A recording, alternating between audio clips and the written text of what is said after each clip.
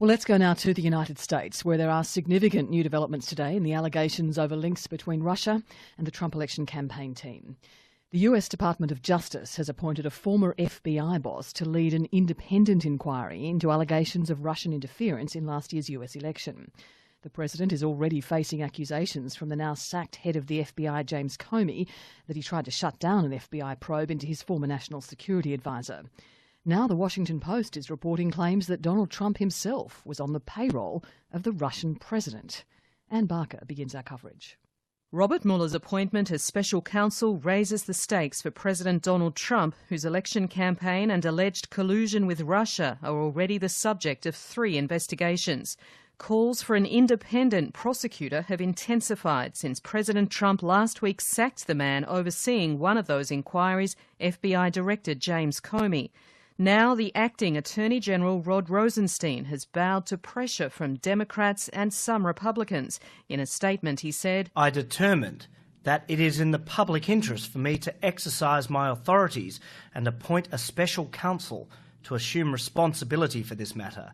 My decision is not a finding that crimes have been committed or that any prosecution is warranted. I've made no such determination." 72-year-old Robert Mueller will have a wide-ranging mandate to investigate allegations of collusion between Donald Trump's campaign team and Russia.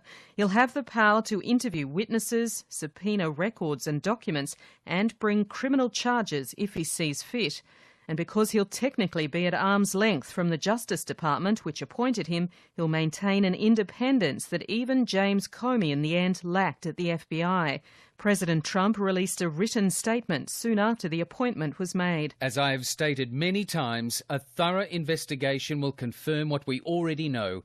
There was no collusion between my campaign and any foreign entity. I look forward to this matter concluding quickly. In the meantime, I will never stop fighting for the people and the issues that matter most to the future of our country." Robert Mueller comes to the job with impeccable credentials. He served as FBI director for 12 years before James Comey. He was appointed by a Republican president, George W. Bush, but extended for 2 years by a Democrat, Barack Obama. And many on both sides say he's the best person for the job. Among them, Republican Richard Burr. Listen, I think this is a positive decision that whatever investigation goes on will have the credibility of Bob Mueller, the former director of the FBI and a renowned lawyer. Democrat Richard Blumenthal has compared Robert Mueller to another special prosecutor, Archibald Cox, who investigated the Watergate scandal in the 70s. I think Bob Mueller is of the same kind of grain and determination and independence of mind that Archibald Cox was, and I think it sends a resounding signal that the Department of Justice is going to be the Department of Justice and is going to pursue this investigation with grit and independence and determination which it needs and deserves, and it sends a message to the American people as well. The Mueller investigation will also look at this week's explosive allegations that Donald Trump asked James Comey, as then FBI head, to shut down the investigation into Michael Flynn, his former national security advisor, who'd admitted to having contact with Russia in the lead-up to the election. The Senate Intelligence Committee has now formally requested Mr. Comey testify and produce the memo he's said to have written after his conversation with President Trump. And now the Washington Post has published new accusations that a month before Donald Trump clinched the Republican nomination, one of his closest allies in Congress, Kevin McCarthy, had told colleagues privately that Donald Trump could be the beneficiary of payments from Russian President Vladimir Putin. This latest report comes days after the outrage over claims Donald Trump had passed classified information to Russian Foreign Minister Sergei Lavrov. Mr. Trump says the media is just out to get him. "Look at the way I've been treated lately, especially by the media.